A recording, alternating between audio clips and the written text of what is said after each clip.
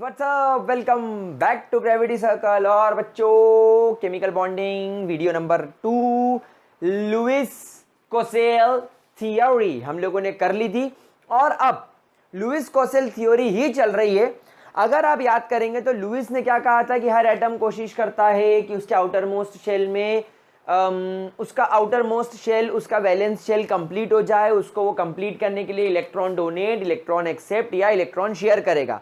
Kossel uncle ने बोला कि एक एटम इलेक्ट्रॉन डोनेट करता है, कैटायन बनता है, एक एटम इलेक्ट्रॉन एक्सेप्ट करता है, एनायन बनता है। इसकी वजह से डोनेशन एक्सेप्शन की वजह से दोनों के अपने अपने वैलेंस शेल यानी वैलेंस शेल में 8 इलेक्ट्रॉन पूरे हो जाते हैं और एक पॉजिटिव कैटायन और एक नेगेटिव एनायन के ऊपर के दोनों के बीच में in fact electrostatic force of attraction develop हो जाता है, जिसकी वजह से उनके बीच में केमिकल बॉन्डिंग हो जाती है और उस इलेक्ट्रोस्टैटिक फोर्स ऑफ अट्रैक्शन या उस केमिकल बॉन्ड का नाम रखा गया आयोनिक बॉन्ड या इलेक्ट्रोवैलेंट बॉन्ड भी बोला जाता है। क्या ये बात समझ में आ गई? इतनी बात करने के बाद लैंगमुयर, एक साइंटिस्ट थे जिनका नाम था लैंगमुयर 1919 में वर्क कर रहे थे, अपने काम कर रहे थे और लुइस कोसेल के कॉन्सेप्ट को ही इनका ध्यान था और इन्होंने ऑब्जर्व करा कि अभी तक कोसेल हमें यह बता चुके हैं कि आयोनिक बॉन्ड होता है, लेकिन फिर इनका फोकस गया एक मॉलिक्यूल पे जिसका नाम था क्लोरीन।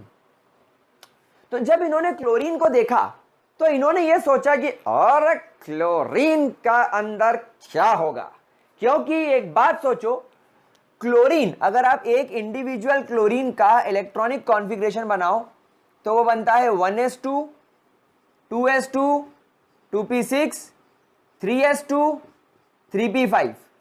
तो नो डाउट जो दूसरा वाला क्लोरीन होगा उसका भी ये इलेक्ट्रॉनिक कॉन्फ़िगरेशन होगा। अब यहां पर क्लोरीन किसी भी तरीके से इलेक्ट्रॉन डोनेट करने की ताकत नहीं रखता।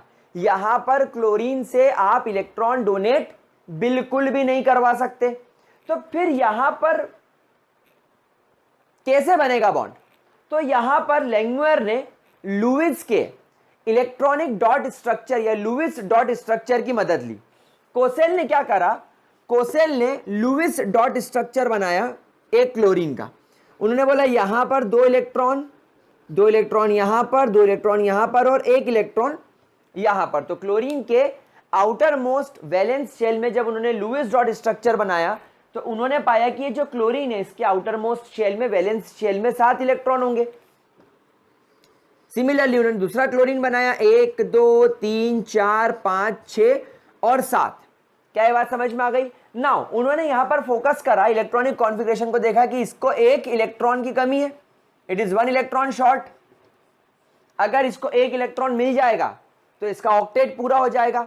Same goes for this chlorine, अगर ये क्लोरीन को एक इलेक्ट्रॉन चाहिए तो ये क्लोरीन को भी एक इलेक्ट्रॉन चाहिए।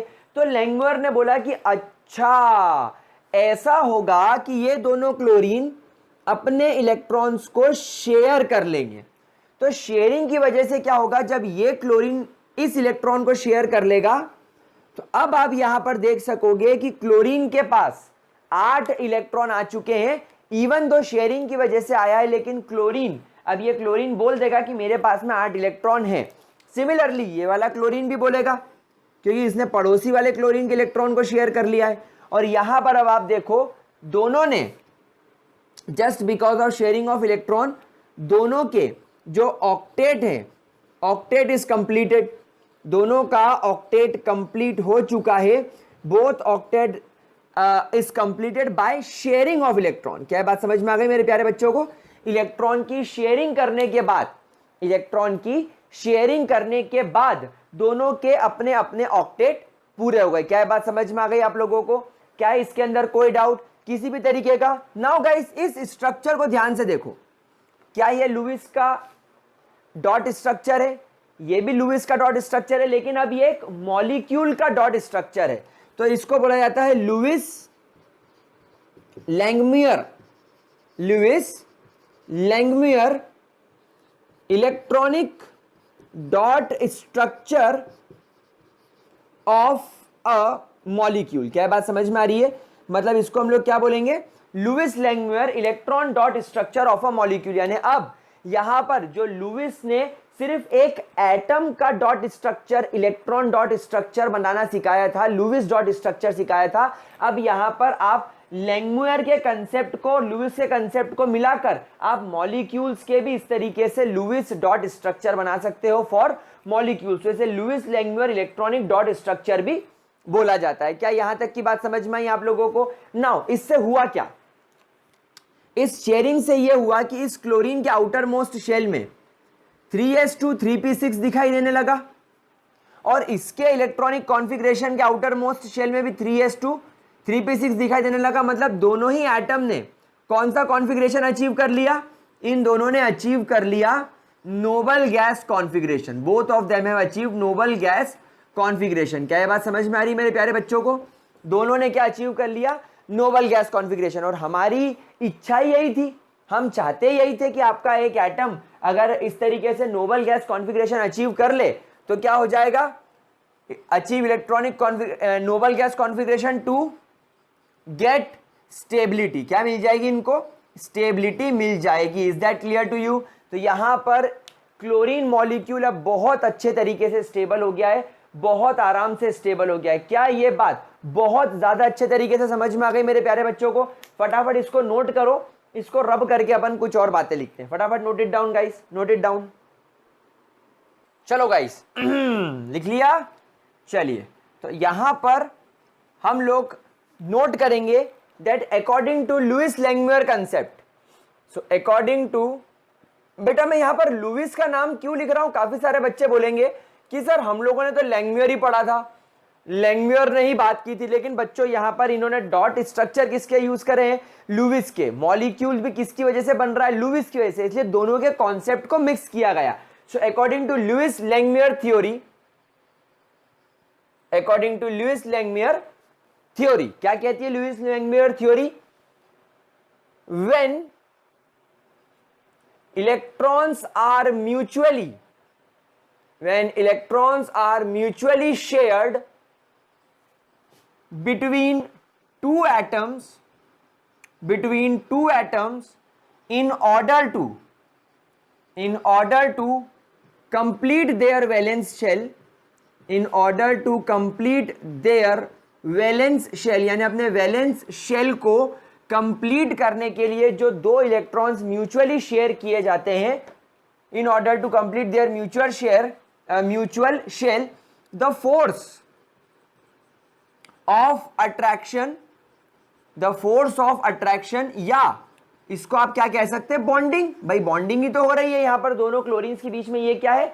Bonding. So the force of attraction, यानी एक ऐसा फोर्स जिसने दोनों एटम्स को अट्रैक्ट करके रखा है या बॉन्ड करके रखा है, इज कॉल्ड एज, इस फोर्स को, इस अट्रैक्शन को, इस बॉन्डिंग को क्या बोला जाता है?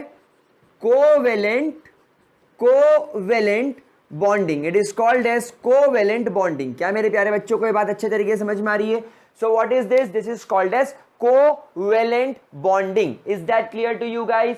तो आप कोवेलेंट बॉन्ड को क्या बोल सकते हैं? What is covalent bond? It is the bond, easy भाषा में आप इसको लिख सकते हो एक लाइन में, फॉर्म्ड बाय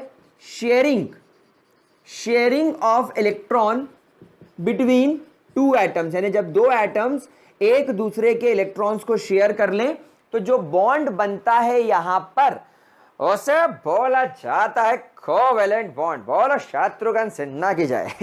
समझ में आ रही बात मेरे प्यारे बच्चों को? ओए समझे कि नहीं? Very good. क्या ये बात क्लियर? पक्की बात, शानदार बात, ठीक है। क्या मैं यहां पर इसे रब कर सकता हूं? चलिए बहुत बढ़िया, देवी और सज्जनों, बहुत अच्छी बात है। आगे चले, चलिए ये बात नोट कर ली। नाउ गाइस एक और इंपॉर्टेंट बात मैं यहां पर आपको लिखवा दूं, that what are the points, we have to remember some points to remember. जब कभी भी कोवेलेंट बॉन्ड बनाने जाएं तो you guys have to remember some points, ठीक है? रिमेंबर की स्पेलिंग गलत लिखी क्या? रिमेंबर, वरना क्या होता? और तुझे स्पेलिंग नहीं आती तो खाक टीचर बनेगा। चलिए तो पॉइंट्स टू रिमेंबर, सबसे पहला पॉइंट प्यारे बच्चों जो आप लोगों को याद रखना, which is really very important, that electrons must be shared mutually.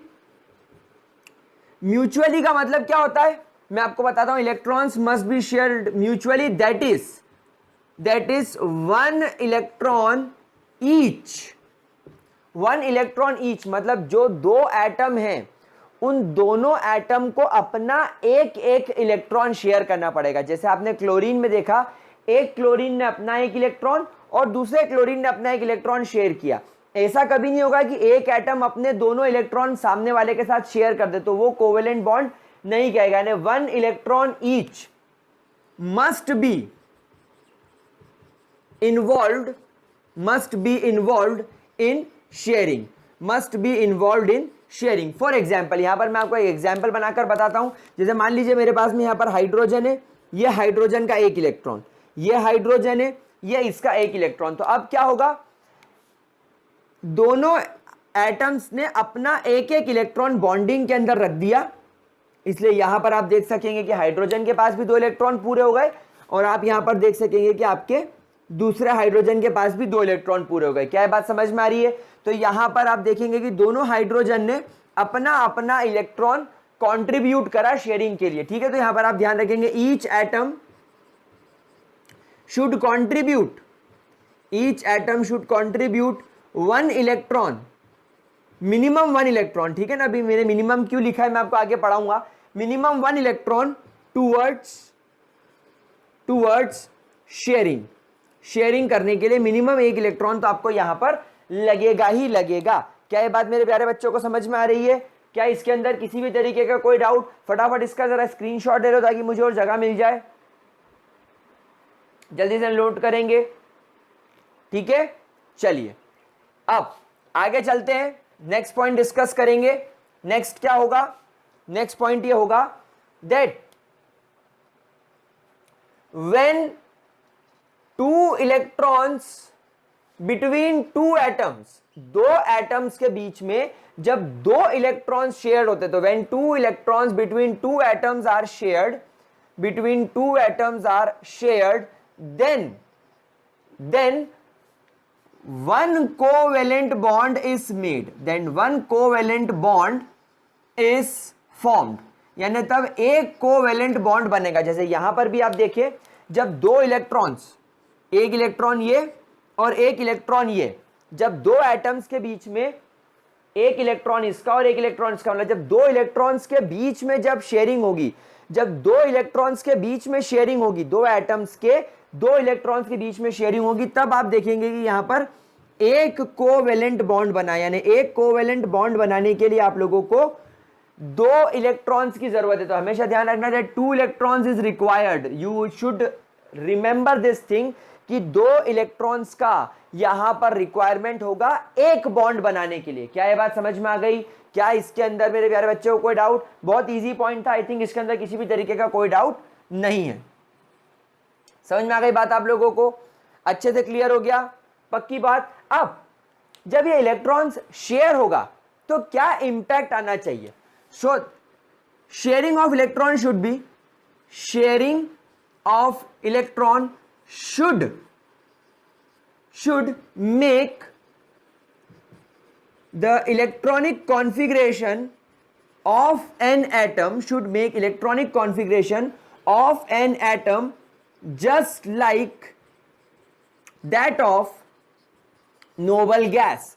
यानी जब कॉन्फ़िगरेशन, जब शेयरिंग हो जाएगी, तब शेयरिंग के बाद उस रिस्पेक्टिव एटम का, उस एक एटम का कॉन्फ़िगरेशन नोबल गैस जैसा हो जाना चाहिए। जैसे यहां पर आप एग्जांपल देखिए, राइट नाउ हाइड्रोजन का एटॉमिक नंबर 1 होता है और इसके 1s ऑर्बिटल में एक इलेक्ट्रॉन है। दूसरा हाइड्रोजन भी आपके पास है, उसका भी इलेक्ट्रॉनिक कॉन्फ़िगरेशन 1s है। लेकिन जब इन दोनों के बीच में इलेक्ट्रॉन्स की शेयरिंग हो जाएगी और जब आप सिर्फ और सिर्फ एक आंख बंद करके सिर्फ एक हाइड्रोजन को ऑब्जर्व करोगे, तो आपको दिखेगा कि अब इस हाइड्रोजन के पास में दो इलेक्ट्रॉन्स हो गए।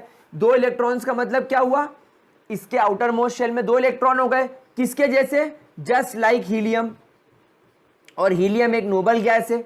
सिमिलरली अब जब आप उस हाइड्रोजन को नेग्लेक्ट करके सिर्फ इस हाइड्रोजन को देखोगे, जब आप सिर्फ इस हाइड्रोजन को देखोगे जिसको बेबी ने ब्लैक मार्कर से एनसर्कल किया है, जब आप इसे देखेंगे तो इसके पास भी 2 इलेक्ट्रॉन्स दिखाई दे रहे हैं, मतलब इसका इलेक्ट्रॉन भी, इसका इलेक्ट्रॉनिक कॉन्फ़िगरेशन भी कैसा हो गया, simple sober just like helium जैसा हो गया। क्या ये बात समझ में आ रही है? जिसमें ये जो दोनों के बीच में जो इलेक्ट्रॉन दिख रहा है आपको, ये है नहीं ये है नहीं, एक्चुअली क्या है, ये जो इलेक्ट्रॉन आपको दिख रहा है ये इस हाइड्रोजन का इलेक्ट्रॉन है, और ये जो इलेक्ट्रॉन दिख रहा है ये इस हाइड्रोजन का इलेक्ट्रॉन है, मतलब इनके बीच में शेयरिंग हो गई। तो शेयरिंग की वजह से दोनों हाइड्रोजन क्या बोल रहे हैं, मेरे पास तो 2 इलेक्ट्रॉन कंप्लीट हो गए, मेरे पास तो 2 इलेक्ट्रॉन कंप्लीट हो गए। क्या बात समझ में आ गई? ये शेयरिंग कैसे, देखो मैं आपको बताता हूं। ये 2 दोस्त हैं, ये एक दोस्त है, ये एक दोस्त है, ये लाया ब्लू पेन, ये लाया ब्लैक पेन, समझना, इसके पास में ब्लू पेन है, इसके पास में ब्लैक पेन है, दोनों एग्जाम में बैठे।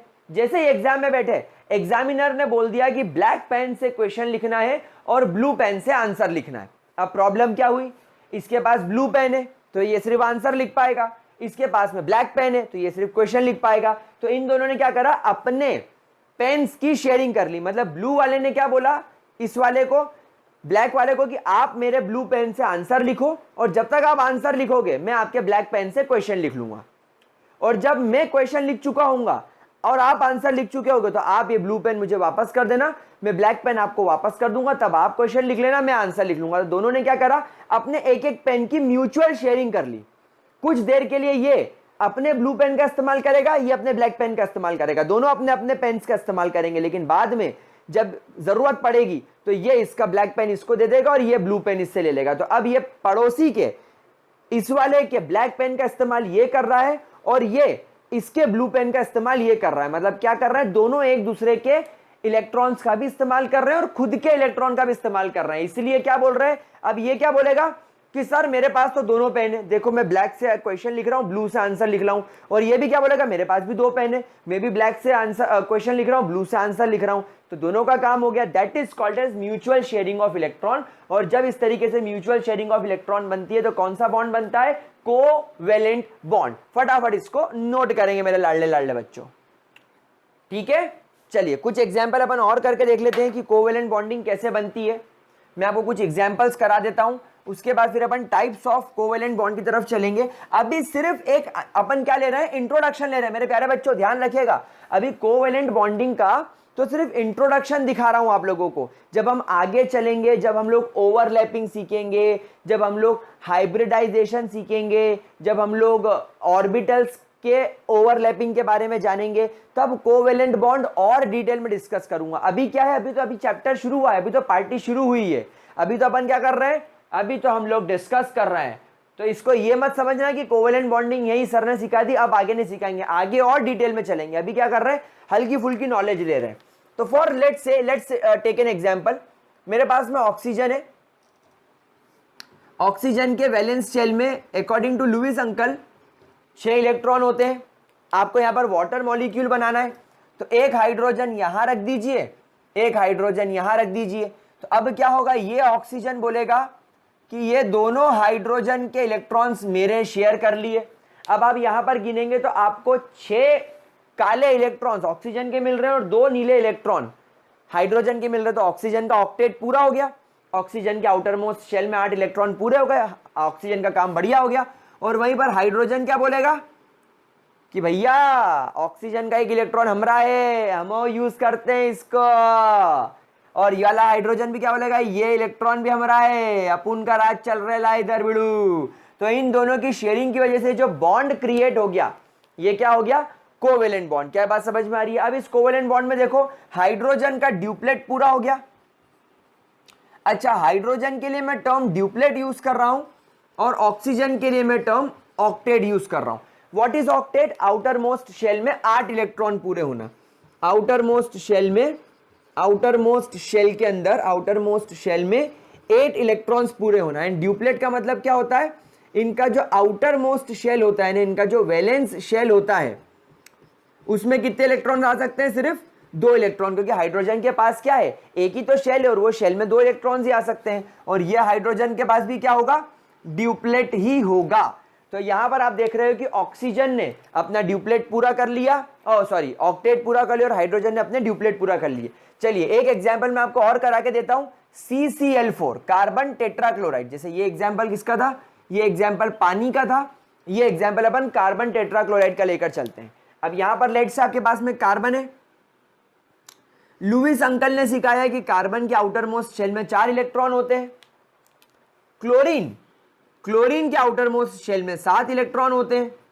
तो ये इसके 7 इलेक्ट्रॉन बना दिए, ये इस क्लोरीन के 7 इलेक्ट्रॉन बना दिए, देखो लाड़ लो। फिर यहां पर इस क्लोरीन के 7 इलेक्ट्रॉन बना दिए मेरे कुछ पूछो बच्चों। फिर इस क्लोरीन के आसपास मैंने 7 क्लोरीन बना दिए, 7 इलेक्ट्रॉन बना दिए, देखो। तो ये CCl4 बन गया। अब आप जब कार्बन को ऑब्जर्व करोगे तो कार्बन ने क्या करा, ये कर लिया, सभी के इलेक्ट्रॉन शेयर कर लिए। अब कार्बन के 4 इलेक्ट्रॉन खुद के और 4 इन क्लोरीन के, भाई ऑक्टेट पूरा हो गया, ऑक्टेट पूरा हो गया, कोई टेंशन वाली बात नहीं है। क्लोरीन ने क्या बोला, मैं एक इलेक्ट्रॉन कार्बन से शेयर कर लेता हूं, मेरा ऑक्टेट पूरा। ये क्लोरीन बोलेगा मेरा भी ऑक्टेट पूरा, ये क्लोरीन बोलेगा मेरा भी ऑक्टेट पूरा, और ये क्लोरीन बोलेगा मेरा भी ऑक्टेट पूरा। तो इस तरीके से सभी का भला हो गया, क्लोरीन का भी अपना ऑक्टेट पूरा हो गया, कार्बन का भी अपना ऑक्टेट पूरा हो गया। क्या ये बात समझ में आ रही है? तो प्यारे बच्चों, इस तरीके से आप लोग ढेर सारी बॉन्डिंग करके देख सकते हो। लेकिन अब एक मन में सवाल उठा होगा कि सर ये तो इजी थे, हमको कैसे मालूम पड़ेगा कि ये 4 क्लोरीन ऐसे कॉर्नर्स पर आएंगे? क्या ऐसा तो नहीं होगा कि 2 क्लोरीन आपस में जुड़ जाएं, फिर उन क्लोरीन से कार्बन जुड़ जाए? मतलब आप इतना श्योरली स्ट्रक्चर कैसे बना रहे हो? तो उसके लिए मेरे पास में एक ट्रिक है जो मैं आपको इसी वीडियो में सिखाने वाला हूं। लेकिन वो ट्रिक समझने से पहले एक बेसिक चीज का अंदाजा ले लो। ट्रिक पर चलेंगे कि ये लुईस लैंगमुअर के मॉलिक्यूल्स को किस तरीके से बनाना है, मॉलिक्यूल्स का इलेक्ट्रॉनिक डॉट स्ट्रक्चर कैसे बनाना है, मैं आपको सिखाऊंगा, बहुत अच्छे से सिखाऊंगा। लेकिन पहले इतना नोट कर लिया, क्या मैं इसे रब करूं? चलिए शुरुआत करते हैं अगले टॉपिक की, टाइप्स ऑफ कोवेलेंट बॉन्ड्स। अगले टाइप की बात करेंगे हम लोग, टाइप्स ऑफ कोवेलेंट बॉन्ड्स। कुत्ते, मैं तेरा खून पी जाऊंगा कुत्ते। Covalent bonds, type of, sir covalent bonds नहीं लिखा आपने, आप बॉन्ड्स बोलना भूल गए। The name is bond, James Bond. Hi तो चलिए, टाइप्स ऑफ कोवेलेंट बॉन्ड। देखो बेटा, सबसे पहला बॉन्ड, जो सबसे पहला कोवेलेंट बॉन्ड होता है, उसे बोला जाता है सिंगल कोवेलेंट बॉन्ड। क्या बोलते हैं? Single covalent bond. Now what do you mean by single covalent bond? मतलब जब 2 एटम्स के बीच में सिर्फ एक ही कोवेलेंट बॉन्ड बने, उसे हम लोग क्या बोलते हैं? Single covalent bond. तो when only one covalent bond, when only one covalent bond is formed, when only one covalent bond is formed between two atoms by sharing of electrons। तो इस बॉन्ड को क्या नाम बोला जाएगा? Single covalent bond. चलिए example की तरफ चलते हैं। आप लोगों ने देखा होगा फ्लोरीन। भाई फ्लोरीन का जब आप लोग वैलेंस लुईस डॉट स्ट्रक्चर बनाएंगे तो आपको दिखेगा फ्लोरीन के आउटर मोस्ट शेल में 7 इलेक्ट्रॉन है। जब आप दूसरा फ्लोरीन बनाएंगे तो फ्लोरीन के आउटर मोस्ट शेल में 7 इलेक्ट्रॉन है। अब यहां पर आप देख सकते हो कि सिर्फ 2 इलेक्ट्रॉन्स की शेयरिंग ही हो रही है, यानी इन दोनों एटम के बीच में जो इलेक्ट्रॉन की शेयरिंग हुई है वो सिर्फ इस तरीके से हुई है, यानी सिर्फ 2 ही इलेक्ट्रॉन शेयर हुए हैं बिटवीन 2 एटम्स। 2 एटम के बीच में 2 इलेक्ट्रॉन शेयर हुए हैं। तो जो बॉन्ड बनेगा, this bond will be called as single covalent bond, single covalent bond। तो जब आप इस F2 को रिप्रेजेंट करेंगे तो आप कैसे करेंगे? इन दोनों F के बीच में आप एक सिंगल बॉन्ड लगा देंगे। This is how you will represent F2। समझ में आ रही मेरे प्यारे बच्चों को बात? तो F2 कैसे रिप्रेजेंट किया जाएगा? इस तरीके से। Is that clear to you guys? क्या इसके अंदर किसी भी तरीके की कोई प्रॉब्लम? और कौन कौन से मॉलिक्यूल्स हो सकते हैं जिनमें सिंगल बॉन्ड हो? तो यहां पर मैं आपको एग्जांपल्स बता देता हूं, आप लोग घर पर प्रैक्टिस कीजिएगा। H2, Cl2, Br2, I2 H2O CCl4 NH3 etcetera, इन सब के अंदर आपको क्या दिखेंगे, सिर्फ और सिर्फ सिंगल बॉन्ड्स दिखेंगे। इनमें से रैंडमली मैं आपको एक काम करता हूं, थोड़ी देर पहले वाटर और CCl4 सिखा चुका हूं, Cl2 और H2 भी सिखा चुका हूं, F2 भी सिखा दिया है, ब्रोमीन आयोडीन बिल्कुल वैसे ही है, एक अमोनिया सिखा देता हूं। मैं जानता हूं नाइट्रोजन के आउटर मोस्ट शेल में 5 इलेक्ट्रॉन्स होते हैं, तो एक हाइड्रोजन इधर आ जाएगा, एक हाइड्रोजन इधर आ जाएगा, एक हाइड्रोजन इधर आ जाएगा। इस वजह से नाइट्रोजन के आउटर मोस्ट शेल में 8 इलेक्ट्रॉन पूरे हो गए और हाइड्रोजन का भी अपना ड्यूप्लेट पूरा हो गया। तो सर यहां तो 3 बॉन्ड बन रहे हैं, तो मैंने ये थोड़ी बोला कि 3 बॉन्ड बन रहे हैं, यहां पर आप 2 एटम देखो, यहां पर लेट से मेरा पहला एटम नाइट्रोजन है तो दूसरा एटम मेरा ये हाइड्रोजन है, इन दोनों एटम्स के बीच में तो सिर्फ एक ही बॉन्ड बन रहा है, फिर इस नाइट्रोजन और इस हाइड्रोजन के बीच में एक बॉन्ड बन रहा है, फिर इस नाइट्रोजन और इस हाइड्रोजन के बीच में एक बॉन्ड बन रहा है, तो ये भी सिंगल कोवेलेंट बॉन्ड, ये भी सिंगल कोवेलेंट बॉन्ड, ये भी सिंगल कोवेलेंट बॉन्ड। यहां पर क्या रहेंगे, यहां पर आपको देखने को मिलेगा there are 3 single covalent bonds, there are single covalent bonds. कितने सिंगल कोवेलेंट बॉन्ड्स है, 3 सिंगल कोवेलेंट बॉन्ड है। 2 एटम के बीच में कितने बॉन्ड बन रहे हैं, 2 एटम के बीच में कितने बॉन्ड बन रहे हैं, एक बॉन्ड, तो that is called as single covalent bond. छपाई अभियान करेंगे फटाफट, ठीक है बच्चों, हो गया, चलिए गुड। अब सिंगल कोवेलेंट बॉन्ड समझ लिया अपन लोगों ने, ये देख लिया भैया सिंगल कोवेलेंट बॉन्ड क्या होता है। Now we are going to talk about the second bond which is called as double covalent bond. Double covalent bond, 21 दिन में पैसा डबल, वैसे ही अपना डबल कोवेलेंट बॉन्ड। अब यहां पर क्या होगा गाइस, देखो ध्यान से सुनना। फॉर एग्जांपल यहां पर मैं लेता हूं एक एग्जांपल ऑक्सीजन का। यहां पर देखो ऑक्सीजन के आउटर मोस्ट शेल में हम सब लोग जानते हैं कि 6 इलेक्ट्रॉन्स होते हैं। मैं एक और लुईस डॉट स्ट्रक्चर बनाता हूं एक और ऑक्सीजन का। अब यहां पर बहुत सारे बच्चे बोलेंगे कि सर आपने पिछले वीडियो में बताया था कि यहां पर लुईस डॉट स्ट्रक्चर ऐसा बनेगा, अब आपने ऊपर ऐसा बना दिया, तो ये सही कि ये सही, ये सही तो ये गलत। तो नहीं बेटा ऐसा नहीं है, देखो सीधी सी बात है, अपन चाहते क्या है कि आउटर मोस्ट शेल में 6 इलेक्ट्रॉन रखें, ऐसे रखो कोई फर्क नहीं पड़ता। यहां पर हमारा जो टारगेट है वो पूरा होना चाहिए, मतलब हमारा जो पर्पस है वो सॉल्व होना चाहिए। तो यहां पर मेरा पर्पस इस तरीके के स्ट्रक्चर से सॉल्व हो रहा है, तो मैं ये बनाऊंगा। अब यहां पर आप देखेंगे कि ये दोनों इलेक्ट्रॉन ने शेयरिंग कर ली है और ये दोनों इलेक्ट्रॉन ने शेयरिंग कर ली है। अब इस तरीके की शेयरिंग के बाद जरा आप गिनो कि इस ऑक्सीजन के पास कितने इलेक्ट्रॉन्स हो गए, गिनो कितने इलेक्ट्रॉन हो गए इस ऑक्सीजन के पास। नो डाउट इसके पास 8 इलेक्ट्रॉन पूरे हो गए। और इस ऑक्सीजन के पास कितने इलेक्ट्रॉन्स जरा देखो, तो नो डाउट इस ऑक्सीजन के पास भी 8 इलेक्ट्रॉन पूरे हो गए। 6 इसके पास थे, 2 2 4 और 2 6 थे, और 2 इसने पड़ोस वाले ऑक्सीजन से शेयर कर लिया। यानी सीधी सी बात क्या हुई, दोनों ऑक्सीजन ने 2 इलेक्ट्रॉन शेयर किए, यानी 1 इलेक्ट्रॉन इस ऑक्सीजन ने, 1 इलेक्ट्रॉन इस ऑक्सीजन ने। पहले इन्होंने 1 इलेक्ट्रॉन शेयर करके एक बॉन्ड बनाया, फिर इन्होंने दूसरे इलेक्ट्रॉन शेयर करके 2 बॉन्ड बनाया। अब यहां पर आपको क्लियरली विजिबल है कि यहां पर टोटल 4 इलेक्ट्रॉन शेयर हो रहे हैं, 4 इलेक्ट्रॉन शेयर हो रहे हैं, 2 इस ऑक्सीजन के, 2 इस ऑक्सीजन के। सो देयरफॉर यहां पर जो बॉन्ड बना वो कैसा बना, डबल कोवेलेंट बॉन्ड। यानी जब आप ऑक्सीजन का मॉलिक्यूल बनाएंगे तब आपको ऑक्सीजन के अंदर इस तरीके से डबल बॉन्ड बनाना पड़ेगा when you want to write the oxygen molecule. क्या ये बात समझ में आ गई बात आप लोगों को, क्या इसके अंदर किसी भी तरीके का कोई doubt. So what is double covalent bond, when 4 electrons, bracket में हम लोग क्या लिखेंगे, 2 electrons each, 2 electrons each. 4 electron का मतलब क्या है, टोटल 4 इलेक्ट्रॉन, जिसमें 2 इलेक्ट्रॉन्स ईच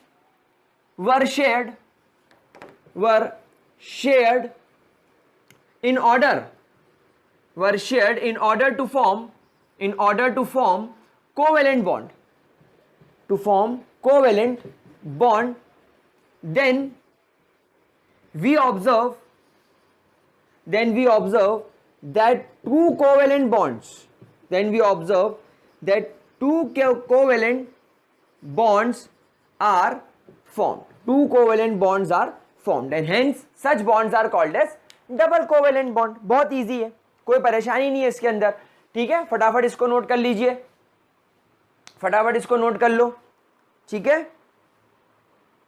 कर लिया, कोई दिक्कत, स्क्रीनशॉट ले लिया। चलिए एक एग्जांपल ऑक्सीजन के अलावा हम और कर लेते हैं, जो कि ऑर्गेनिक केमिस्ट्री में हम लोग बहुत यूज करने वाले हैं, दैट इज C2H4 का मॉलिक्यूल, C2H4। अब गाइज यहां पर देखिए क्या होगा, कार्बन के पास 1 2 3 और 4 इलेक्ट्रॉन रहेंगे, दूसरे वाले कार्बन के पास भी 1 2 3 और 4 इलेक्ट्रॉन रहेंगे, एक हाइड्रोजन यहां, एक हाइड्रोजन यहां, एक हाइड्रोजन यहां और एक हाइड्रोजन यहां। अब आप यहां पर देखो, ये कार्बन ने अपने 2 इलेक्ट्रॉन शेयर करके डबल बॉन्ड बना लिया, एक एक इलेक्ट्रॉन इन कार्बन के साथ शेयर हो रहा है। तो यहां पर अब आप जब इस कार्बन को देखोगे तो आप देखो इस कार्बन के पास 8 इलेक्ट्रॉन पूरे हो गए, 1 2 3 4 5 6 7 8 हो गए। इस कार्बन को देखो, इस कार्बन के पास भी 8 इलेक्ट्रॉन्स पूरे हो गए, जरा देखो 1 2 3 4 5 6 7 8। वाह यार, गुड। क्या तुमको गाना सुनाई दे रहा है? ठीक है, 2 हाइड्रोजन के ये पूरे हो गए, 2 हाइड्रोजन के इलेक्ट्रॉन पूरे हो गए। मतलब यहां पर हमारा जो पूरा पर्पस था वो सॉल्व हो गया। हाइड्रोजन ने नोबल गैस कॉन्फ़िगरेशन अचीव कर लिया, दोनों कार्बन ने नोबल गैस कॉन्फ़िगरेशन अचीव कर लिया, और ये करने के लिए कार्बन कार्बन को आपस में 2 इलेक्ट्रॉन शेयर करने पड़े। तो यहां पर आप इस मॉलिक्यूल को कैसे लिखेंगे, दोनों कार्बन में डबल बॉन्ड, हाइड्रोजन के साथ सिंगल बॉन्ड एंड दिस। तो ये हो गया आपका C2H4 का मॉलिक्यूल। तो प्यारे बच्चों, इस तरीके से आप लोगों को डबल कोवेलेंट बॉन्ड बनाते आना चाहिए। अब फिर सवाल आएगा, सर ये कैसे बनाया, ये कैसे बनाया? तो अभी सिखाऊंगा कैसे बनाया, पर क्या ये बात क्लियर हो गई? चलिए आगे बढ़ते हैं। चलो बहुत बढ़िया, आगे बढ़ते हैं फटाफट से। And third type of covalent bond की बात करते हैं, दैट इज कॉल्ड एज 3 की शक्ति triple bond. Bhaskar Diwakar Chaudhary, triple bond, तीनों एक ही हैं, 3 की शक्ति, तीनों कोवेलेंट बॉन्ड है, लेकिन कैसे है? 3 बॉन्ड है। तो ये कैसे होगा? तो ये ऐसे होगा, फॉर एग्जांपल आपके पास में C2H2 का मॉलिक्यूल है, C2H2। तो यहां पर अपन एक काम करते हैं, 2 कार्बन बनाते हैं और दोनों कार्बन के साथ हाइड्रोजन को इक्वली डिस्ट्रीब्यूट कर देते हैं। भाई बराबरी का वो होना चाहिए डिस्ट्रीब्यूशन। तो यहां पर ये C2H2 हो गया। अब हम लोग जानते हैं कार्बन के आउटर मोस्ट शेल में 4 इलेक्ट्रॉन होते हैं, तो 3 ये बना दिए, चौथा ये हो गया, 3 ये बना दिए, चौथा ये हो गया। तो जब ये 3 इलेक्ट्रॉन आपस में शेयर हो जाएंगे तो 1 2 3 4 5 6 7 और 8, तो इस कार्बन के पास अपने 8 इलेक्ट्रॉन पूरे हो गए। सिमिलरली इस कार्बन के पास भी आप देखो अपने 8 इलेक्ट्रॉन पूरे हो गए। आप इस हाइड्रोजन को देखो, हाइड्रोजन के पास 2 इलेक्ट्रॉन पूरे हो गए और ये हाइड्रोजन के पास 2 इलेक्ट्रॉन पूरे हो गए ना। सब खुश, सबका ऑक्टेट पूरा हो गया दोनों कार्बन का, ठीक है। दोनों हाइड्रोजन का ड्यूप्लेट पूरा हो गया, ठीक है। तो आप इसको लिखेंगे कैसे? आप बोलेंगे that there is a triple bond. यहां पर 3 कोवेलेंट बॉन्ड है 2 कार्बन के बीच में। तो ये बना कैसे? तो ये बना ऐसे, that when 6 electrons 3 electron each, when 6 electrons 3 electrons each are shared between 2 atoms, then triple यानी कि 3 covalent bond will be formed, then triple covalent bond is formed. क्या है बात समझ में आ गई मेरे प्यारे बच्चों को? तो आप लोगों को कोवेलेंट बॉन्ड समझ में आ गया। What do you mean by covalent bond? अच्छा, इसका एक एग्जांपल और देख लीजिए, यहां पर इसका एक एग्जांपल और आ जाएगा। कौन सा एग्जाम्पल? नाइट्रोजन गैस का। जरा आप N2 गैस को देखिए भाई, नाइट्रोजन के आउटर मोस्ट शेल में 5 इलेक्ट्रॉन होते हैं, दूसरी नाइट्रोजन एटम के आउटर मोस्ट शेल में 5 इलेक्ट्रॉन होते हैं। मैंने दोनों में 5-5 बना दिए, ये इनके बीच में शेयरिंग कर दी। अब आप इस नाइट्रोजन को देखो, इस नाइट्रोजन के पास 8 इलेक्ट्रॉन होगा, 1 2 3 4 5 6 7 8। और आप साइमल्टेनियसली इस वाले नाइट्रोजन को देखो, इस नाइट्रोजन के आउटर मोस्ट शेल में भी 8 इलेक्ट्रॉन हो गए। तो यहां पर इस तरीके से N2 गैस बनती है। तो N2 गैस कैसी होगी? इट कंटेन्स ट्रिपल बॉन्ड, ठीक है। तो ये हो गया मेरे प्यारे बच्चों का ट्रिपल बॉन्ड। क्या ये बात समझ में आ गई मेरे प्यारे बच्चों को? क्या इसके अंदर किसी भी तरीके का कोई प्रॉब्लम? ठीक है। तो क्या हम लोगों को टाइप्स ऑफ कोवेलेंट बॉन्ड अच्छे तरीके से समझ में आ गए? और इससे अच्छी बात और क्या होगी कि मेरे करण अर्जुन आएंगे। चलो आगे बढ़े। नाउ अब आप लोगों के मन में सवाल आ रहा होगा कि sir how we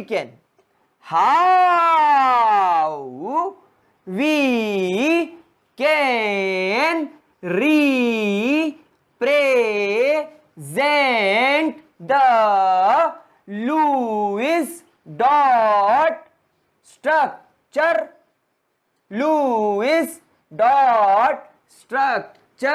of molecule। ये हेडिंग कुछ ऐसी लग रही है जैसे धमाल मूवी में अरशद वारसी पूछता है कि आपका नाम क्या है, वो बोलता है मेरा नाम है अय्यर, वेणुगोपाल अय्यर, चिन्ना स्वामी वेणुगोपाल अय्यर, चिन्ना स्वामी मुत्तु स्वामी वेणुगोपाल अय्यर, अट्टापट्टू सनत जयसूर्या मुत्तु स्वामी वेणुगोपाल अय्यर। ऐसा बड़ा नाम नहीं दिख रहा आपको, ये कोई ऐसा ही हो गया। बट ठीक है, अपने को क्या है, अपने को तो पानी निकालना है। चलिए आगे बढ़े। तो how we can represent the Lewis dot structure of a molecule. For example अगर आपके पास में एक मॉलिक्यूल आ जाता है, लेट्स टेक एन एग्जाम्पल, आपको बोल दिया जाए कार्बन मोनोऑक्साइड का लुईस डॉट स्ट्रक्चर इस मॉलिक्यूल का बनाकर बताओ। तो अब यहां पर बहुत सारे बच्चों को कंफ्यूजन हो जाता है कि सर ऑक्सीजन के आउटर मोस्ट शेल में 1 2 3 4 5 6 इलेक्ट्रॉन्स होते हैं और कार्बन के आउटर मोस्ट शेल में 1 2 3 4 इलेक्ट्रॉन्स होता है। अब हम इसे बैलेंस कैसे करें, किस तरीके से इसके स्ट्रक्चर को बनाया जाए। तो प्यारे बच्चों, इसके लिए I am going to teach you a set of rule. तो सेट ऑफ रूल के अंदर सबसे पहले आपको जो स्टेप नंबर 1 मैं आपको कुछ स्टेप्स सिखाऊंगा, रूल्स नहीं। स्टेप नंबर 1 में आप क्या फाइंड आउट करेंगे, आप फाइंड आउट करेंगे टोटल वैलेंस इलेक्ट्रॉन्स। ठीक है, स्टेप नंबर 1 में what we are going to find out the total valence electron. Total valence electron को आप लोग रिप्रेजेंट करेंगे टी से। Now what is total valence electron. यहां पर आप देखें कि आपको मॉलिक्यूल क्या बनाना है, carbon monoxide. So carbon plus oxygen, ऐसा लिखे आप सबसे पहले। नाउ कार्बन के आउटर मोस्ट शेल में टोटल वैलेंस इलेक्ट्रॉन कितने आ सकते हैं, है से मतलब नहीं है, जो राइट नाउ प्रेजेंट है उससे मतलब नहीं है, कितने आ सकते हैं। आप बोलोगे सर कार्बन के आउटर मोस्ट शेल में 8 इलेक्ट्रॉन आ सकते हैं और ऑक्सीजन के भी 8 आ सकते हैं, भाई इनका ऑक्टेट होता है ना। तो इनके आउटर मोस्ट शेल में 16 इलेक्ट्रॉन्स आने की कैपेसिटी होती है। ठीक है, देन नेक्स्ट स्टेप नंबर 2, आप फाइंड करेंगे वैलेंस इलेक्ट्रॉन।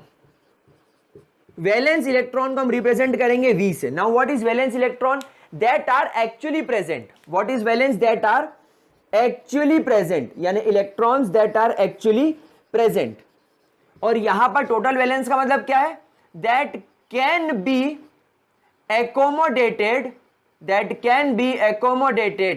यानी आप कितने एकोमोडेट कर सकते हो। तो 8 दोनों कर सकते हैं।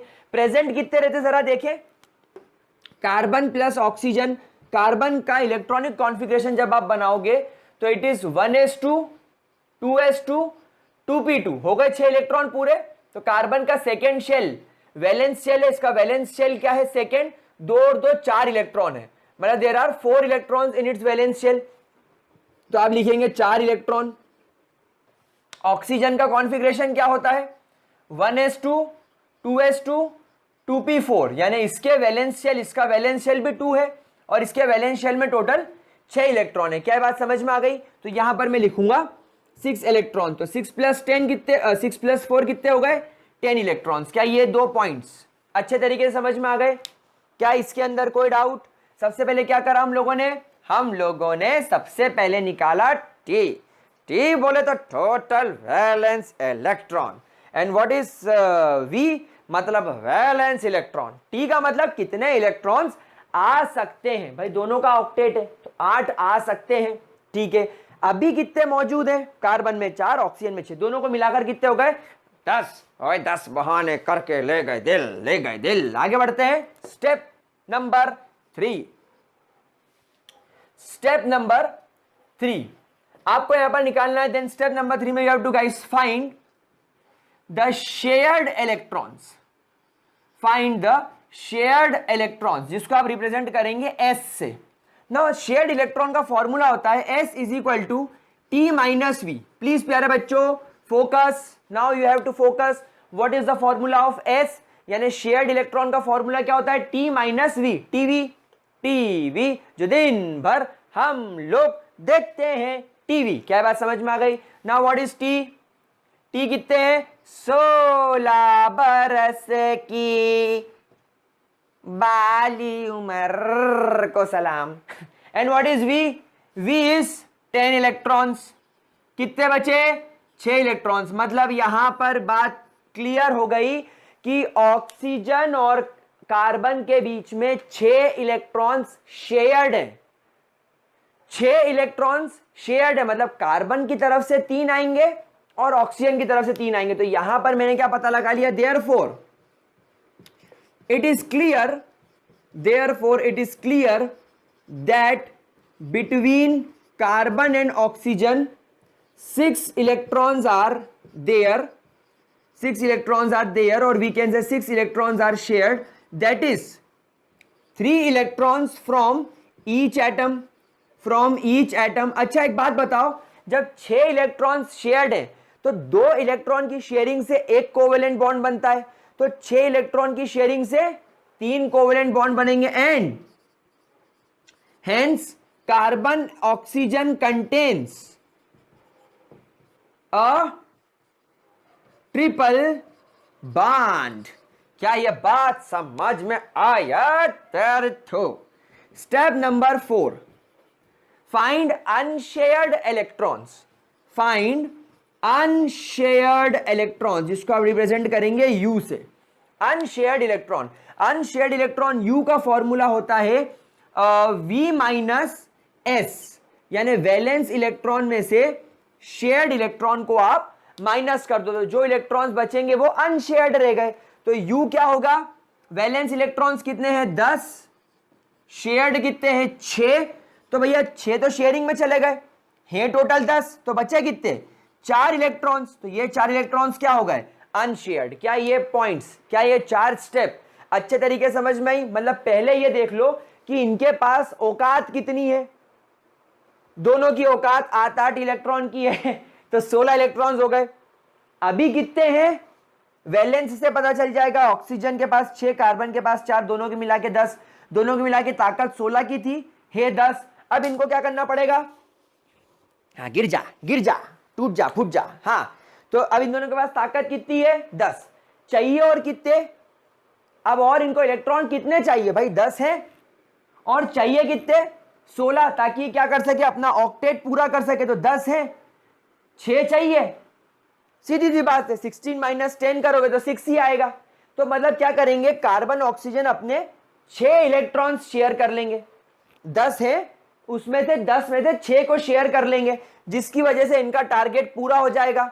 अब 10 में से 6 शेयर कर लिए तो बचे कितने? 4, तो वो गरीब अनशेयर्ड रह जाएंगे। जरा इतना छापो, फिर इसके बेसिस पर अपन कार्बन मोनोऑक्साइड का फॉर्मूला बनाकर देखेंगे। फटाफट नोट करें प्यारे बच्चों। लिख लिया? हो गया? चलिए, तो स्टेप नंबर 1 मैं यहां पर एक काम करता हूं, छोटे से मैं लिख देता हूं ताकि आप लोगों को ध्यान रहे और हम लोग इसको सॉल्व भी कर पाए। ठीक है, देखो, तो यहां पर अपन एक काम करते हैं। स्टेप 1 क्या थी? फाइंड T, यानी टोटल इलेक्ट्रॉन्स। देन स्टेप 2 क्या है? What is step 2? Find V, यानी total number of valence electrons that are present actually. Then step 3 क्या है? फाइंड S, यानी कि शेयर्ड पेयर ऑफ इलेक्ट्रॉन्स कितने? How will you find S? S का formula होता है T माइनस V से। Then step number 4, what is step number 4? Find U, यानी कि अनशेयर्ड पेयर ऑफ इलेक्ट्रॉन, जिसका फॉर्मूला क्या होता है? V minus S।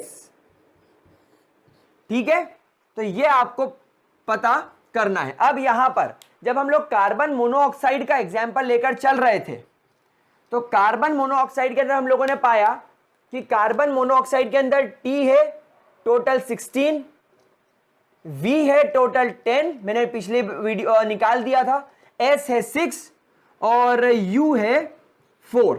अब इनके बेसिस पर देखो मैं किस तरीके से मॉलिक्यूल बनाऊंगा। एक बात हमेशा ध्यान रखना बच्चों now you have to remember some points जो मैं यहां पर लिखूंगा, प्लीज इस पॉइंट्स को ध्यान में रखना। ये यहां पर तो यूज नहीं होगा, लेकिन जो बड़े बड़े मॉलिक्यूल्स होते हैं वहां पर ये यूज होगा। सबसे पहला point, less electronegative atom are kept are kept in center surrounded by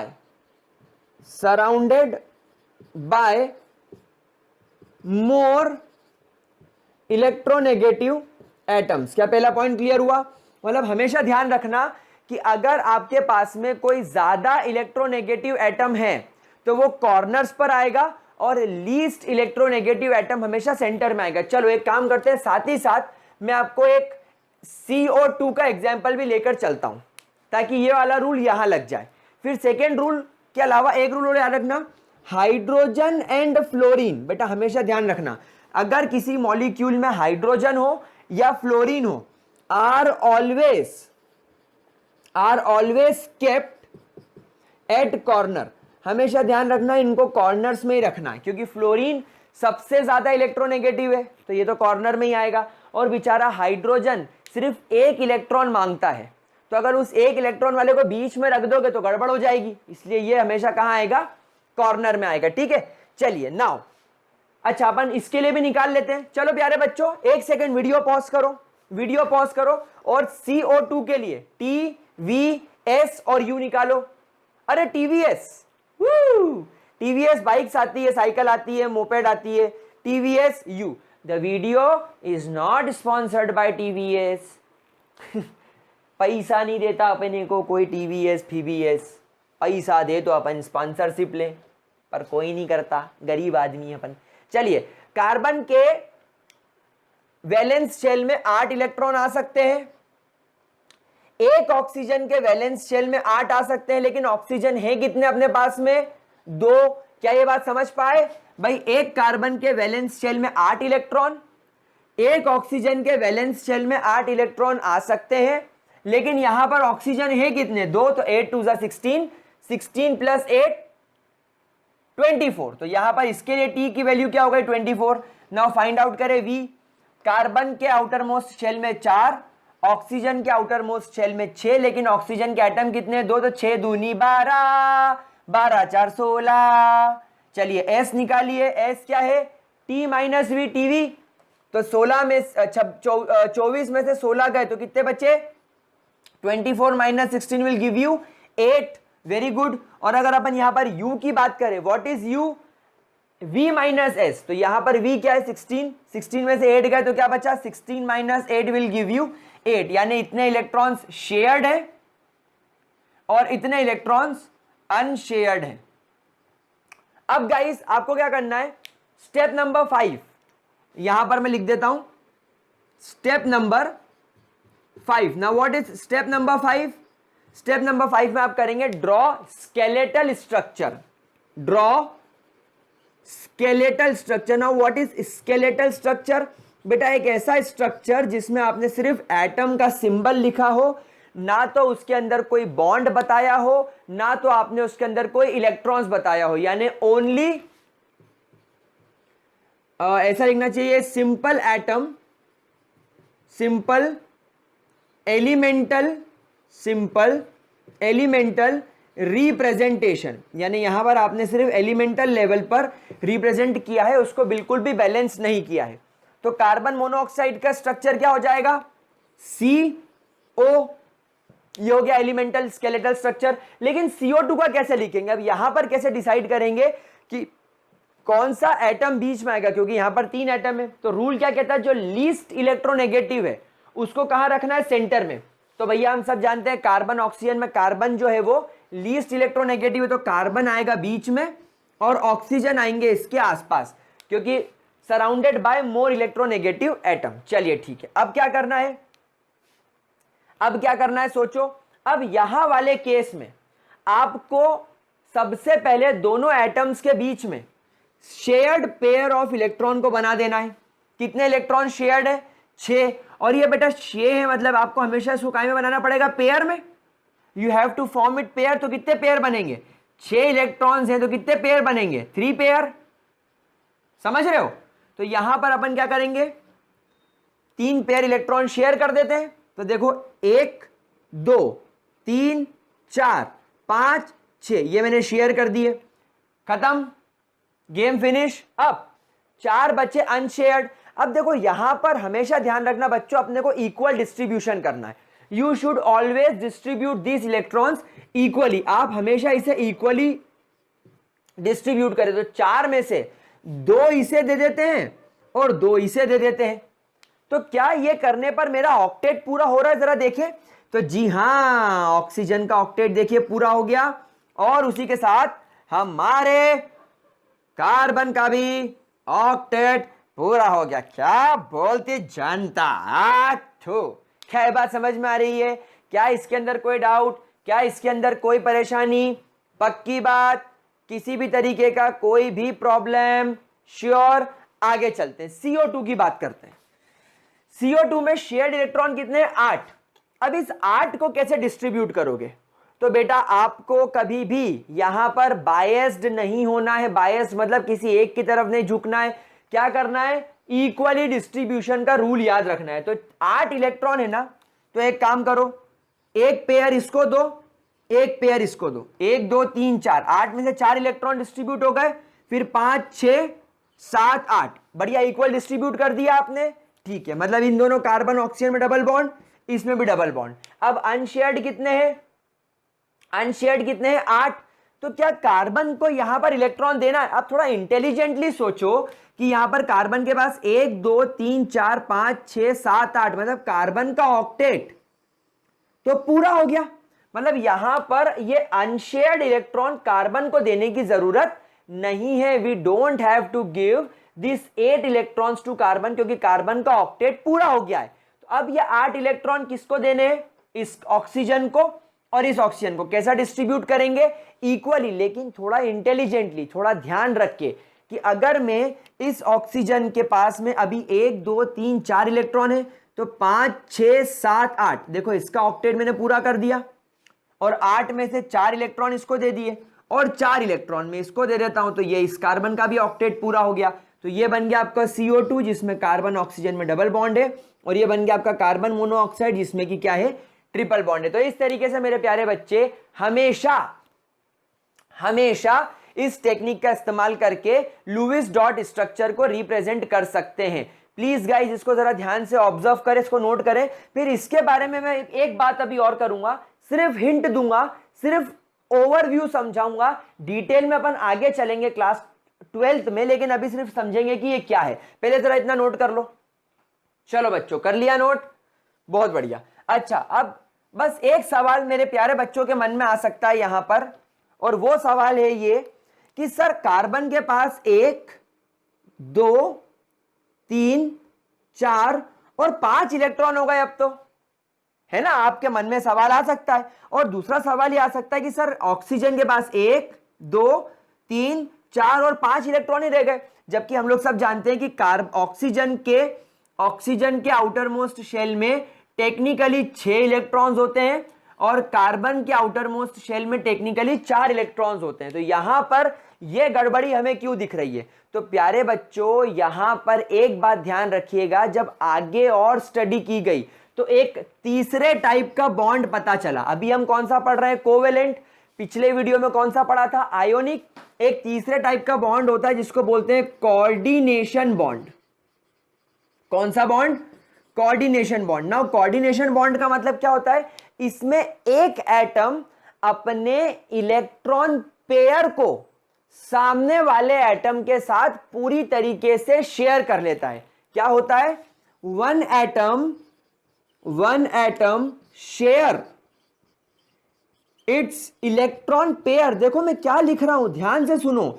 electron pair को, मतलब एक इलेक्ट्रॉन को नहीं, 2 इलेक्ट्रॉन को शेयर कर लेता है, share its electron pair with another atom, यानी दूसरे एटम के साथ अपने पूरे इलेक्ट्रॉन पेयर को शेयर कर लेता है। मतलब सामने वाला एटम भिखारी है, उसके पास शेयर करने को एक इलेक्ट्रॉन भी नहीं है, वो पूरी तरीके से भिखमंगा है। क्या ये बात समझ में आ रही है? तो अब जरा इस मॉलिक्यूल को अपन ध्यान से देखें, तो यहां पर आप देख पाएंगे, मैं इसको थोड़ा बड़ा बनाने की कोशिश करता हूं। देखिए ये कार्बन, ये ऑक्सीजन, कार्बन के पास 2 अनशेयर्ड इलेक्ट्रॉन दिख रहे हैं और ये 2 शेयर्ड बना लेते हैं, ये ऑक्सीजन के 2 शेयर्ड हो गए। तो देखो ऑक्सीजन और कार्बन के बीच में इलेक्ट्रॉन की शेयरिंग हो गई। अब ऑक्सीजन के आउटर मोस्ट शेल में 1 2 इलेक्ट्रॉन होते हैं और 1 इलेक्ट्रॉन पेयर ये रहता है।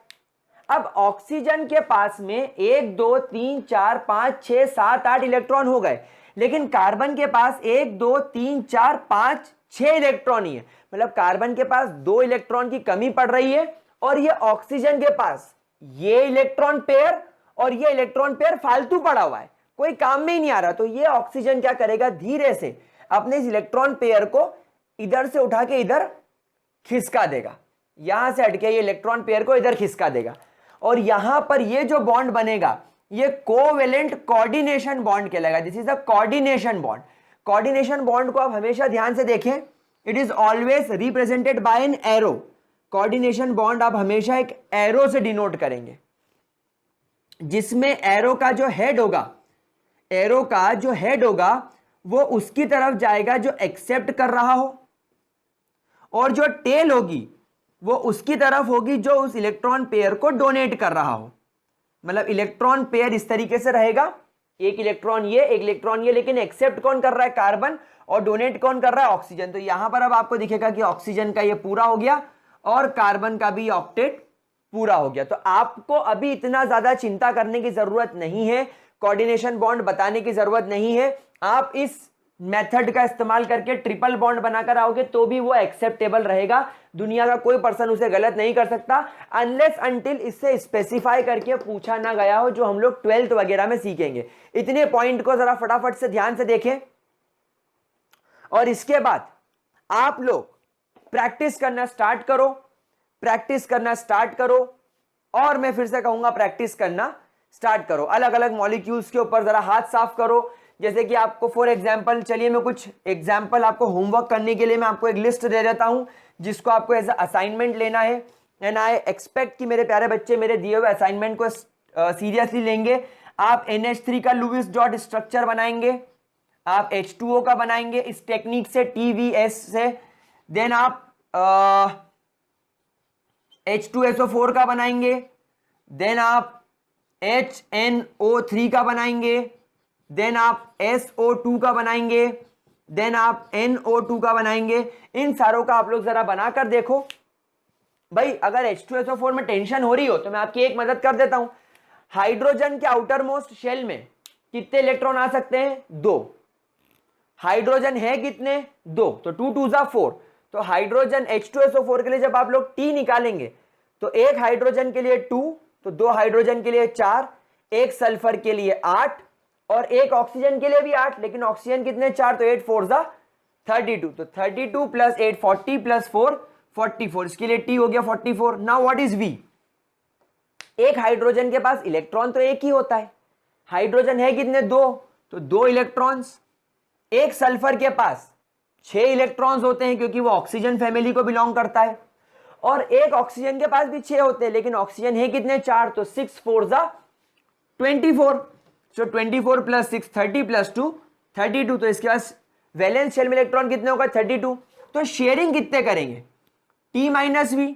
T क्या है 44, V क्या है 32, तो शेयरिंग के इलेक्ट्रॉन्स कितने होंगे, यहां पर 12 इलेक्ट्रॉन्स शेयर होंगे। तो अब आपको यहां पर दिमाग लगाना है कि 12 इलेक्ट्रॉन्स कैसे शेयर करोगे। फिर आपको यहां पर निकालना है अनशेयर्ड। अनशेयर्ड क्या होगा, V माइनस एस। V क्या है 32, S क्या है 12, यानी 20 इलेक्ट्रॉन्स क्या होगा इसके पास में, अनशेयर्ड। अब ये रूल क्या कहता है, जो लीस्ट इलेक्ट्रोनेगेटिव एटम है वो बीच में होगा और हाइड्रोजन हमेशा कॉर्नर्स पर, बिल्कुल कॉर्नर पर होगा। तो यहां पर आप लगाएंगे सल्फर बीचों बीच, क्योंकि इन सब में ऑक्सीजन ज्यादा इलेक्ट्रोनेगेटिव है, सल्फर लीस्ट इलेक्ट्रोनेगेटिव है। ऑक्सीजन क्योंकि मोर इलेक्ट्रोनेगेटिव है इसलिए इसको चारों तरफ से घेरेगा, और क्योंकि हाइड्रोजन हमेशा कॉर्नर पर होता है तो अब आप किसी एक कॉर्नर पर, आप किसी जगह पर हाइड्रोजन इस तरीके से प्लेस कर दो। अब बेटा ये आपके इंटेलिजेंस पर डिपेंड करेगा, देखो कि आप इसे कैसे करते हो, ठीक है। अब यहां पर शेयर्ड इलेक्ट्रॉन्स कितने हैं, 12। अपने को सब इक्वली शेयर करना है, तो सबसे पहले तो इनके बीच में मैं एक शेयर कर देता हूं, 1 2 3 4 5 6 7 8 9 10 11 12 हो गए 12 इलेक्ट्रॉन शेयर्ड। क्या इसके अंदर किसी तरीके की कोई दिक्कत, कोई परेशानी? पक्की बात। बस ये हो गया सॉल्व। ज्वाइन कर दो और बाकी जो 20 अनशेयर्ड इलेक्ट्रॉन्स है उसको सब जगह डाल के बैलेंस कर दो। आ गई बात समझ में? कोई दिक्कत? पक्की बात, ध्यान से सोच लो। तो ये बन गया H2SO4। तो इस तरीके से आप लोगों को प्रैक्टिस करनी है, ठीक है। आगे चलें, नाउ आगे बढ़ते हैं और एक इंपॉर्टेंट बात और डिस्कस करते हैं। वो क्या बात है कि कभी कभी आप लोगों के पास में एग्जाम में कुछ ऐसे एग्जाम्पल भी आ सकते हैं, जैसे आपको बोल दिया जाए कि NH4 पॉजिटिव का बनाओ और CO3 डाई नेगेटिव का बनाओ, लुईस डॉट स्ट्रक्चर। तो अब आप इसके लुईस डॉट स्ट्रक्चर को कैसे बनाएंगे? कैसे बनाएंगे? तो बेटा जब इस पॉजिटिव साइन का मतलब क्या है, इसने इलेक्ट्रॉन छोड़ दिया है। तो यहां पर आप हमेशा ध्यान रखेंगे, स्टेप नंबर 1 में जब आप लोग T निकालेंगे तो T कैसे निकालेंगे? नाइट्रोजन के आउटर मोस्ट शेल में 8 इलेक्ट्रॉन आ सकते हैं, एक हाइड्रोजन के आउटर मोस्ट शेल में 2 आ सकते हैं। कितने आ सकते हैं? 2। लेकिन हाइड्रोजन है कितने? 4। तो 8 और 8 क्या हो गया? 16। मतलब इसके पास कितने इलेक्ट्रॉन्स आ सकते हैं? 16। लेकिन वैलेंस शेल में अभी कितने हैं? एक नाइट्रोजन के आउटर मोस्ट शेल में 5 होते हैं, एक हाइड्रोजन के आउटर मोस्ट शेल में 1 होता है, तो 4 हाइड्रोजन के आउटर मोस्ट शेल में होते हैं 4। तो टोटल होगा 9 इलेक्ट्रॉन्स। लेकिन बेटा पॉजिटिव साइन का मतलब है एक इलेक्ट्रॉन छोड़ दिया गया, इसलिए तुरंत आप यहां से एक इलेक्ट्रॉन सब्ट्रैक्ट करेंगे और V की वैल्यू को 8 लिखेंगे। यह बात आपको यहां पर ध्यान रखनी है। यानी in step number 2 remove the number of charge present on the ion from the V। यानी V यानी कि आपके जो वैलेंस शेल में जो इलेक्ट्रॉन है उसमें से जितने चार्ज यहां पर प्रेजेंट है उतने रिमूव कर दो। ठीक उसी तरह जब आप यहां पर CO3 डाई नेगेटिव की बात करेंगे तो इसके लिए T क्या हो जाएगा? कार्बन के लिए 8, एक ऑक्सीजन के लिए 8, तो 8 3 जा 24। तो यहां पर हो गया T की वैल्यू 32। लेकिन जब आप यहां पर V निकालेंगे तो कार्बन के पास 6 होते हैं, सॉरी कार्बन के पास 4 होते हैं, ऑक्सीजन के पास 6 होते हैं, 6 3 जा 18। तो 18 प्लस 2 कितने हो गए? 22। लेकिन यहां पर -2 साइन का मतलब क्या? माइनस मतलब इलेक्ट्रॉन एक्सेप्ट किए गए। तो यहां पर आप लोगों को 2 और ऐड करके इसको क्या करना पड़ेगा? 24 इलेक्ट्रॉन्स करना पड़ेगा, क्योंकि इसने क्या करा? इसने एक्सेप्ट करे। तो यहां पर केटायंस वाले केस में आपको रिमूव करना है और एनायंस वाले केस में ऐड करना है। Add the number of charge present on the ion from in the V। यानी V के अंदर आपको क्या करना पड़ेगा? इसे ऐड करना पड़ेगा। क्या इन दोनों के अंदर का डिफरेंस आपको समझ में आया? क्या ये दोनों पॉइंट अच्छे तरीके से क्लियर हुए प्यारे बच्चों? पक्की बात। चलिए तो अब इसके लिए जरा S निकाल लो। S क्या होगा? 16 - 8 यानी कि 8। और U क्या होगा? V - S। तो V क्या हो गया? 8 और S क्या है? 8 यानी कि 0। मतलब इसके अंदर कोई अनशेयर्ड इलेक्ट्रॉन नहीं बचेगा। नाउ नाइट्रोजन मैंने माना इलेक्ट्रोनेगेटिव है, लेकिन हाइड्रोजन के लिए तो रूल कहता है कि वो हमेशा कॉर्नर में होना चाहिए। तो नाइट्रोजन बीच में रखो। हाइड्रोजन कितने? 4। तो 4 हाइड्रोजन 4 दिशाओं में बना दो। अब यहां पर शेयर्ड इलेक्ट्रॉन्स कितने? 8। तो सबको बराबर देना पड़ेगा हमको इलेक्ट्रॉन, 1 2 3 4 5 6 7 8 बस। और अनशेयर्ड तो कोई है ही नहीं। तो बस ये हो गया आपका NH4 का मॉलिक्यूल। लेकिन इस प्लस साइन को मुझे शो करना पड़ेगा, इसलिए मैं इस मॉलिक्यूल के आसपास एक स्क्वायर ब्रैकेट लगाकर ऊपर प्लस साइन शो कर दूंगा। इस तरीके से आप NH4 पॉजिटिव बना सकते हो। चलिए यहां पर इसके लिए निकालते हैं। S क्या होगा?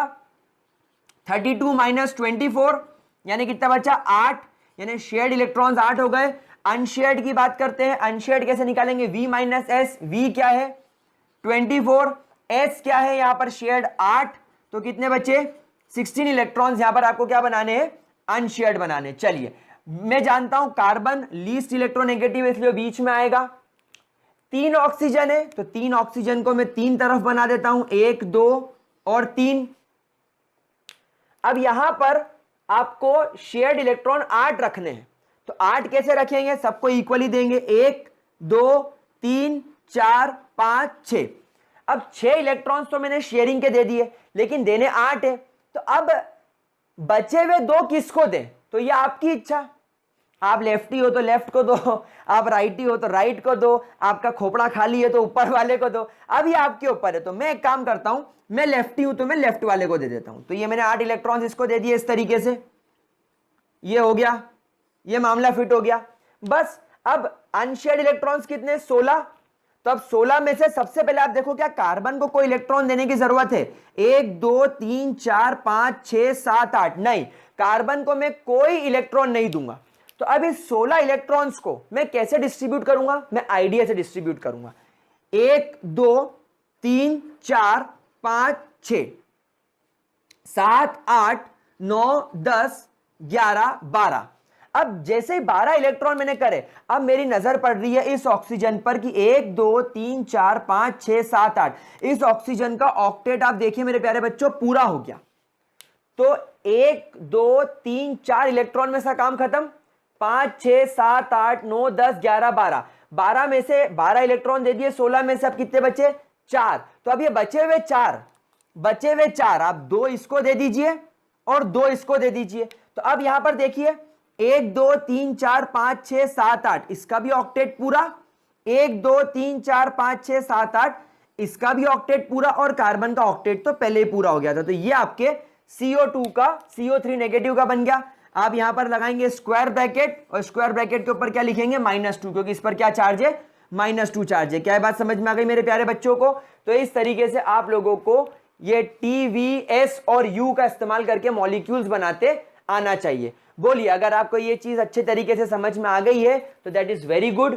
यहां पर हम लोग इस टॉपिक को खत्म करेंगे, क्लास को खत्म करेंगे। क्लास मजाक मजाक में बहुत लंबी हो गई, आगे की बात अगली क्लास में करेंगे, जिसमें हम लोग फॉर्मल चार्जेस की बात करेंगे और लुईस कॉसेल थ्योरी के कुछ ड्रॉबैक्स की तरफ चलेंगे। ठीक है, क्या यहां तक कोई प्रॉब्लम? तो गाइस ये टेक्निक कब इस्तेमाल करोगे, हर जगह इस्तेमाल नहीं करना है, हर जगह नहीं करना है। जहां पर बोला जाए कि ये लुईस डॉट रिप्रेजेंटेशन करो मॉलिक्यूल का, तब ये टेक्निक का इस्तेमाल करना है। ठीक है, तो आई होप मैं आपको बहुत इजी तरीके से इसको समझा पाया हूं। जितनी प्रैक्टिस करोगे उतना मजा आएगा। एनसीईआरटी में आई थिंक एग्जाम्पल 4.1 4.2 कुछ है, वो आप करो और कोशिश करो कि बहुत सारे एग्जाम्पल्स आप बुक में से उठा के सॉल्व कर सको। ठीक है, तो आज की क्लास बच्चों यहीं खत्म करते हैं। That's all for today. मिलते हैं कल in the next video, in the next class. तब तक के लिए सायोनारा मेरे लाडले बच्चों।